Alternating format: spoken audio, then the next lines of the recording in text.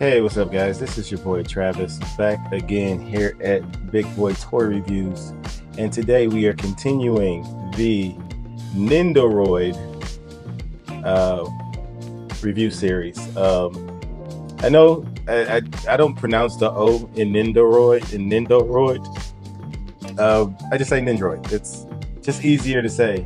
So, people that's calling me out, a couple of people that had something to say. It's not that big a deal. It's not that big a deal. Seriously, it's I spell it right in the titles and everything. So who cares how I say it? Anyway, yeah. So this is I'm doing a double review here because they are essentially from the same game. This is a game called Hollow Knight. And this is the Knight, and then this is Hornet. Now, I did play this game briefly, but it's a hard game. It's a hard game, and I got absolutely nowhere. And so I don't know if I guess this one in the red is a female, I assume. Unless it says Silk Song here and Hollow Knight here, so I don't know if this is a different game or like an expansion of Hollow Knight or whatever, because it still says Hollow Knight here up at the top. And so they might be from the same game. I'm not quite sure, but I know it's basically based off the same game. Anyway, I don't want to get too far into it. Also, I want to say, like, my audio was trash on like my first few reviews for when I started this Nendoroid series. I don't know what's going on. I guess I had my mic too close. I tried to edit it as much as I could, but it was sounding real tinny. And so hopefully this sounds better. I have the mic further away from my face. I need to have a little bit more like mic awareness. So yeah. So hopefully this sounds better. So anyway, let's move on. This is Hollow Knight, and this is the Knight and Hornet. Let's go ahead and take a look at the boxes. So not too much to these Nendoroid boxes. It's not a whole lot going on here. Just come with the secondary guy. I don't know who that is. Then we got Hornet here. And so there's the top and the bottom, and that is that. All right, so let's go ahead and get these out the box. I have not looked at them yet, so let's get them out the box and see what we got going on here. All right, so here we have Knight and Hornet out of the packaging, and they are super basic. You absolutely have to use the stands to hold them up because they have little bitty tiny nubbin feet. Like I said, I have played this game, so I do know what this character looks like. I have a feeling I think I know who this character is because there was a boss that I faced really early in the game that kind of looked like her. So I think that's the same character. But yeah, let's get a close-up look. Let's look at the Knight first. And yeah, he looks like the character. We do have, zoom out a little bit here. Oops. Yeah, he looks really, really neat. It's a very basic look. There's really not much going on with it. I even do go ahead and do the articulation here because it's going to be a short video. He basically has a swivel, and that's it, because he just has a straight peg right up his head. And then his feet do maneuver a little bit, so you can kind of get these to go around like so. So that's really it for articulation. So he doesn't have too much going on. Now, if you look a little bit close up to like his, I guess you can call it his cape, because it's kind of gross. It's kind of wiggly looking, but there is shading in there, so that's good. But the scope looks fine. It's super basic. Like I said, I'm not 100% sure what it's supposed to look like because I haven't played the game in a while. But yeah, there is Knight. So let's take a look at Hornet. Now she has obviously her own unique head sculpt there. Still basic kind of alien-like eyes there. Very flat. Very, very flat. But her head is basically the same, only a twist. And a little bit different with her on her base body is that she does have arms, but her legs are very similar, just little nubbins. But she does have arms that she can spin around. Now, Knight does also have, he also does have arms. But on his base body that came in the box, he doesn't have his arms on, but his arms are basically accessories. So let's see if I can get her back on her stand here. Now it's kind of difficult to kind of get her and get this stand in here because, as you can see, you got to get it through her dress, and then you got to line up the hole in her back at the same time. So it's kind of a pain, and her body pops off really easily. So let's see if I can get this to work. Ah, there we go. All right. Alrighty then. So you got her kind of floating there. I have her floating here, have him standing. And we can take a look at some of the accessories. Now there's a ton. Well, because there's two figures, there's a lot of accessories. Some of these, I don't know if they're arms, I don't know if they're legs. But we'll just have to kind of figure that out.